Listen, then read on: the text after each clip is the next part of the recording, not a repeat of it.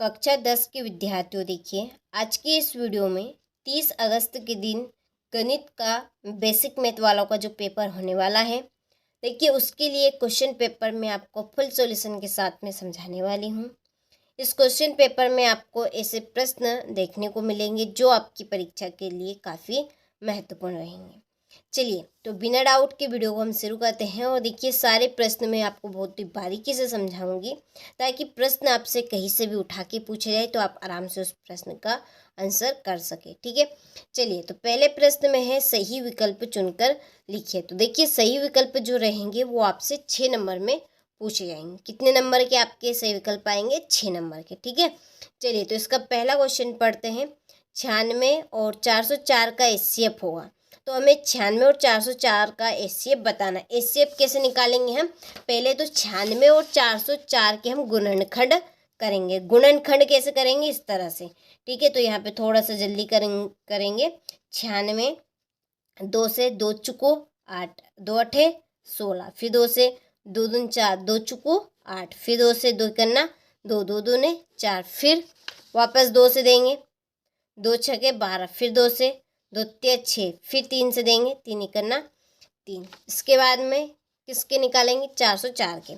तो 404 के निकालेंगे। 404 के 2 से 2 दूने 4, फिर 0, 2 दूने 4, फिर 2 से 2 करना 2, 0 2 करना 2 करना 2। ठीक है, फिर 101 से देंगे। 101 से देंगे कितनी बार जाएगा? 1 से। अब देखिए यहाँ पर पहले तो हम इनको एक गुणनखंड कर लेंगे। 1 2 3 4 5, 2 कितनी बार है? 5 बार। तो हम लिख सकते हैं 2 की घात 5 गुणित 3। ठीक है, ये किसके निकले? आपके 96 के। और 404 के 2 को हम 2 की घात 2 लिख सकते हैं गुणित 0.2। अब एचसीएफ में क्या होगा? एचसीएफ यानी कि एचसीएफ महत्तम लघु महत्तम समावर्ती, महत्तम समावर्तन यानी कि मासा। क्या बोलेंगे इसे? मासा, यानी माँ से मतलाव सब। तो देखिए इसमें सभी को नहीं लाना, हमें केवल किनको लाना है? जो दोनों में है। ठीक है, अब दोनों में क्या है? इसमें भी है 2, इसमें भी है 2, लेकिन जो बड़ा जो छोटा है दोनों में से छोटा कौन है? 2 की घात 2 वाला। तो हम किसको लिखेंगे? 2 की घात 2 को। ठीक है, 2 की घात 2 यानी कि इसका आंसर क्या होगा? 2 दूने 4। ठीक है, हम 2 का गुणा 2 बार करेंगे। ये 2 कितनी बार है? 2 बार है। 2 गुणित 2 तो क्या आएगा? इसका एलसीएम 2 दूने 4। ठीक है, समझ में आपको आ गया होगा। तो इससे रिलेटिव यदि प्रश्न पूछे जाए तो आप आराम से कर सकते हैं। तो इसका आपका खा एकदम राइट रहेगा। ठीक है, चलिए दूसरा है बहुपद x² - 3 के शून्यक होंगे। शून्यक का मतलब क्या होगा कि इस बहुपद के बराबर हम क्या करेंगे? 0 लिखेंगे। तो हम 0 लिखेंगे तो x² - 3 इज इक्वल टू 0। अब हम 3 को उधर ले जाएंगे तो ये बचेगा आपका x² इज इक्वल टू 3। ठीक है, अब यहाँ से हम x² ठीक है x², और यहाँ सॉरी हम यहाँ पर जब घात हटाएंगे तो इधर आपकी करनी लग जाएगी। ठीक है, क्या लग जाएगी? करनी। और करनी हटेगी। ठीक है, जो करनी है वो किस में? आपकी प्लस और माइनस में। तो इसका आंसर क्या होगा? x equal +-√3। ठीक है, तो समझ में आपको आ गया होगा। तो इसका आंसर कौन सा है इसमें से? आ नंबर वाला राइट है। ठीक है, चलिए तीसरा है यदि a1/a2 is equal to b1/b2 is equal to c1/c2 तो रैखिक समीकरण युग्म का हल कौन सा होगा? देखिए जब यहाँ पर तीनों समान होते हैं, ठीक है, a1/a2 बराबर b1/b2 बराबर c1/c2, तो इस कंडीशन में आपका होगा कोई हल नहीं होगा। देखिए 3 हल होंगे केवल मात्र आपके। एक तो एकादित्य हल। तो देखिए एकादित्य हल में क्या होगा? a1/a2 इज इक्वल टू नहीं है b1/b2 के। तो ये हल आपका कौन सा होगा? एक आदित्य हल, एक अद्वितीय हल। ठीक है, एक आदित्य हल हो गया। फिर दूसरा है, ये पहला हो गया, ये दूसरा हल a1/a2 is equal to b1/b2 is equal to नहीं है C1/C2 के। ठीक है, पहले में क्या था, ये दोनों बराबर, इसका मतलब है बराबर नहीं है। ठीक है, यहाँ पे बराबर नहीं है। अब दूसरी कंडीशन में ये दोनों तो बराबर है लेकिन तीसरा बराबर नहीं है, तो इसमें जो हल बनेगा वो बनेगा अनंतः अनेक हल। कौन सा? अनंतः अनेक हल। ठीक है, अब इसमें से एक ना एक प्रश्न जरूर आपसे पूछा जाएगा, तो इस कंटेंट को आप जरूर याद रखें। ठीक है, और तीसरा हल ये आपके सामने ही पूछ लिया गया है यहाँ पर, A1/A2 is equal to B1/B2 is equal to C1/C2। ठीक है, इसमें सारे ही क्या है, एक दूसरे के बराबर है। इसका क्या मतलब है, एक दूसरे के बराबर। तो जब एक दूसरे के बराबर रहेगा तो इसमें रहेगा कोई हल नहीं, इसमें कोई हल नहीं होगा। ठीक है, तो ये स्ट्रक्चर आपको याद रखना है। 3 हल रहेंगे, 3 हल में से एक प्रश्न आपसे जरूर पूछा जाएगा। ठीक है, तो A1/A2 is equal to B1/B2, इसमें रहेगा एक आदित्य हल, और जब दोनों बराबर है आगे के, पीछे का बराबर नहीं है तो उसमें अनंत हल होंगे, और तीनों बराबर होंगे उसमें कोई हल नहीं होगा। ठीक है, चलिए, तो आपको यहाँ पे समझ में आ गया होगा इसका हल कौन सा है, ये कोई हल नहीं होगा। चलिए, चौथा है समीकरण x² + x - 1 is equal to 0 के मूलों की प्रकृति होगी। तो इस सवाल को आपको हल करना पड़ेगा। देखिए, मूलों की जो प्रकृति होती है वो 3 तरह की होती है। कौन कौन सी होगी? एक तो होगी आपकी वास्तविक। वास्तविक का मतलब है कि जो हमारा आंसर आएगा वो प्लस में आएगा। ठीक है, और एक रहेगी काल्पनिक। काल्पनिक यानी कि जो हमारा हल रहेगा, जो हमारा आंसर आएगा वो आपका माइनस में आएगा। और एक रहेगी बराबर। बराबर ये इसे हम समान भी बोल सकते हैं। क्या बोल सकते हैं? समान। ठीक है, समान बोल सकते हैं, यानी कि इसमें जो हमारे हल आएंगे वो क्या आएंगे? बराबर आएंगे। जैसे कि यहाँ पे 2 है ये, तो इधर भी क्या आएगा? इसका आंसर भी 2 आएगा। ठीक है, जिसका आंसर 5 है तो इसका आंसर भी क्या होगा? 5 होगा। तो ये क्या है? बराबर है। ठीक है, ये 2 है तो ये भी 2 है आपका, तो दोनों क्या है? बराबर है। तो यहाँ पे जब आप इसको सोल्व करेंगे तो इसमें मूलों की प्रकृति आपको बतानी है। ठीक है, तो वास्तविक यानी कि जब हमारा आंसर प्लस में होगा तो वास्तविक। काल्पनिक आंसर यदि माइनस में होगा तो काल्पनिक। और यदि बराबर है, ठीक है, दोनों तरफ संख्या है तो वो बराबर यानी कि समान होगी। तो इस सवाल को आपको हल करके देखना है। ठीक है, तो इसकी जो प्रकृति होगी वो होगी आपकी वास्तविक और भिन्न। ठीक है, चलिए, 5वां है AP। यहाँ पे एक दी गई है 10, 7, 4 की डेडेडेस का यहाँ पर 30वां पद है। 30वां पद बताना हमें कौन सा है 30वां पद। तो अब देखिए, इसको निकालने की ट्रिक कैसे निकालेंगे हम। यह लिखेंगे A30 इज इक्वल टू, इससे एक कम लिखेंगे, एक कम A29 + 1। देखिए, इसमें आपका एक सूत्र लगेगा, सूत्र थोड़ा सा गड़बड़ है, इसको इस तरह से लिखेंगे। ठीक है, AN is equal to A plus bracket में N-1D। ठीक है, यहाँ पे मान रख लेना है और सवाल को हल कर लेना है, तो आपका आंसर निकल कर आएगा इसका -77। ठीक है, चलिए, छठा है 2 समरूप त्रिभुजों का भुजाओं का अनुपात 4:9 है, तो त्रिभुजों के क्षेत्रफल का अनुपात क्या होगा? तो इसका आंसर होगा आपका 16:81। ठीक है, चलिए, इसके बाद में है रिक्त स्थानों की पूर्ति कीजिए। पहला है √2 एक संख्या खाली स्थान है। तो कैसी संख्या है ये? तो हमें पता है कि √ में जितनी भी संख्याएं होती है वो सारी की सारी आपकी अपरिमेय संख्या होगी। ठीक है, तो यहाँ पे 2 भी आपका करने में है, तो ये कैसी संख्या है? अपरिमेय संख्या। अपरिमेय संख्या। ठीक है, चलिए, दूसरा है 2 बहुपदों का गुणनफल एक खाली स्थान होता है। देखिए, 2 बहुपदों का गुणनफल एक क्या होगा? बहुपद होगा। क्या होगा? बहुपद ही होगा। तीसरा है समीकरण 2x plus 3y is equal to 5, यदि x इक्वल 1 तो y का मान क्या होगा।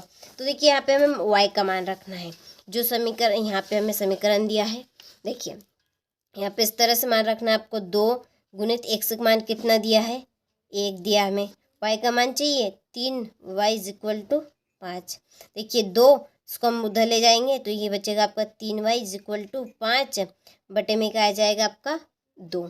ठीक है, क्या आ जाएगा ये आपका, सॉरी ये यहाँ पे जाएगा क्योंकि यहाँ पर प्लस का है तो ये माइनस में जाएगा। तो यहाँ पे 3y डायरेक्टली यहाँ पे y कर लीजिए आप। y इक्वल 3 में से 5 में से आपका 5 में से 2 जाएगा तो कितने बचेंगे 3 बटे में क्या आएगा 3, तो कैंसिल। तो y का मान क्या होगा हमारा 1। ठीक है, तो y का मान निकल कर क्या आएगा 1। चौथा है द्विघात समीकरण से मूल ज्ञात करने का सूत्र प्राचीन भारतीय गणितज्ञ खालिस्तान ने दिया था। तो श्रीधराचार्य जी ने, किसने, श्रीधराचार्य। चलिए पांचवा है वर्ग समीकरण x minus 1 x plus 1 is equal to 0 के मूल खालिस्तान होंगे। मूल इस तरह से निकालना आपको। ठीक है, ये इस तरह से x प्लस x माइनस 1 दिया हमें इक्वल टू एक तरफ x प्लस 1 इक्वल टू 0। तो x इक्वल ये माइनस का है तो प्लस का हो जाएगा, और x इक्वल ये प्लस का है तो माइनस का हो जाएगा, तो -1। तो मूल क्या निकल कर आए 1 और कोमा -1। ठीक है, चलिए तो इसके मूल क्या बनेंगे 1 कोमा -1। ठीक है, चलिए छठा है समांतर श्रेणी के कोई ही दो लगातार पदों का अंतर खालिस्तान कहलाता है। समांतर अंतर, समानांतर अंतर कहलाएगा समानांतर। ठीक है, चलिए तो यहाँ से आप स्क्रीनशॉट ले लीजिए। चलिए इसके बाद में सही जोड़ी मिलाई। पहली त्रिघात बहुपद, त्रिघात बहुपद जिसमें घात 3 होती है। ठीक है, जिसमें घात 3 होगी। पहले तो घात 1 फिर घात 2 फिर घात 3, तो ऐसा समीकरण कौन सा है इसमें, ये वाला। ठीक है, तो ये आपकी पहली जोड़ी।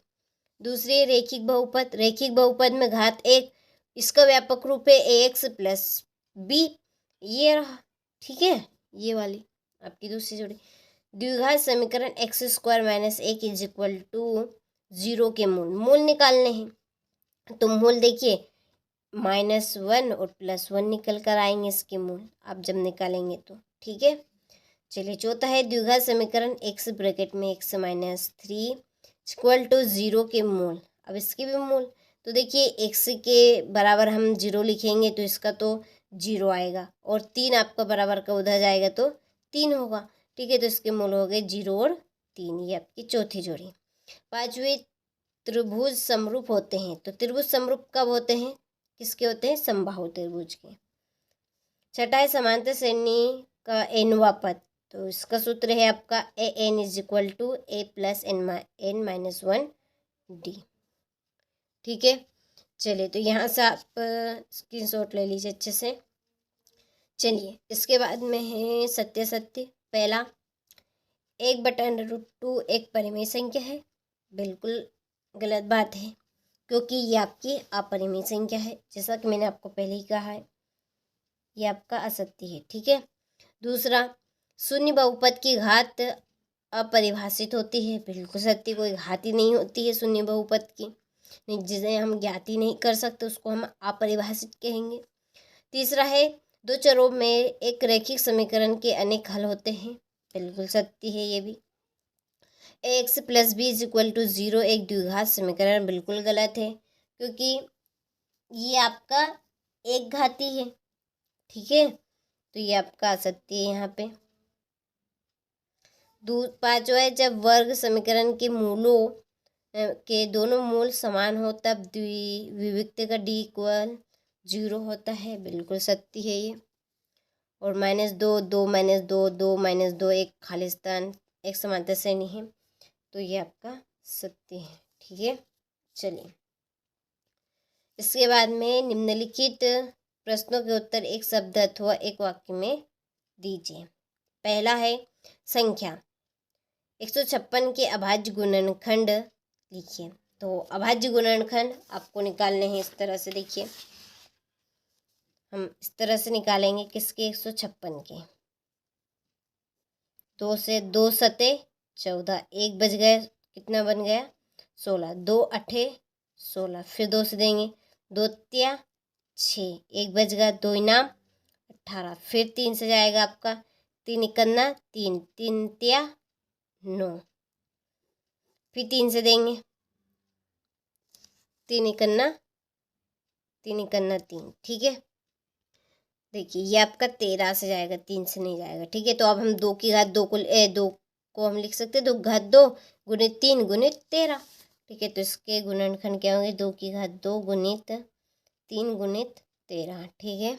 चलिए दूसरा रैखिक बहुपद की घात कितनी होती है। अभी हम शुरू से लास्ट तक इसकी चर्चा होगी आपकी। कितनी बार अब तो आपको रटा गया होगा, कितनी होगी 1 घात। यदि 2 संतरों और 5 सेवों का मूल्य रूप 70 है तो इस स्थिति को रैखिक समीकरण के रूप में प्रदर्शित कीजिए। तो उसको हम लिखेंगे 2x plus 5y equal to 70, ठीक है। इसको ऐसे भी आप लिख सकते हैं, या 2x plus 5y plus 70 is equal to 0, ठीक है। चलिए द्विघात समीकरण का मानक रूप लिखिए। द्विघात समीकरण का मानक रूप बनेगा आपका ax² plus bx plus c is equal to 0, okay. चलिए 5वां है वर्ग समीकरण x² plus cx plus b is equal to 0 के मूलों का योग कितना होगा। ये होगा आपका c बटा a, क्या होगा c बटा माइनस c बटा a।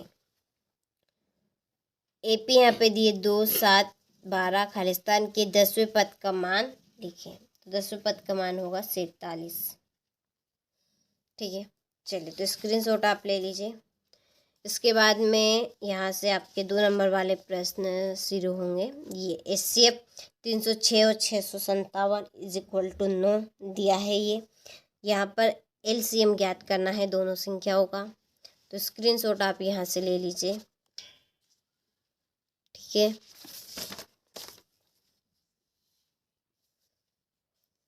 और यदि आप हमारे चैनल के साथ जुड़ना चाहते हैं तो डिस्क्रिप्शन में एक नंबर दिए हैं एप्लीकेशन के साथ। तो डिस्क्रिप्शन में नंबर दिए हैं, आप उन नंबर पे कॉल करें और सारी इन्फॉर्मेशन आपको मिल जाएगी। कॉल करने पर पूरी PDF आपको इस पर दी जाएगी।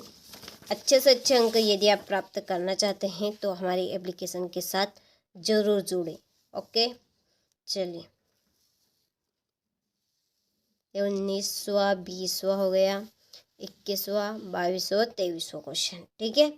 चलिए तो हमारी एप्लीकेशन पे आपको 6 से लगाकर 23 तक का पूरा सॉल्यूशन मिल जाएगा। आप वहाँ पे जुड़िए, नंबर दिए हैं। आप यदि चैनल पे जाएंगे तो आपको पिक्चर आर्ट पे मिल जाएंगे, या इसी वीडियो की डिस्क्रिप्शन में कॉन्टेक्ट नंबर भी दिए हैं, आप उनके द्वारा भी कर सकते हैं, ठीक है।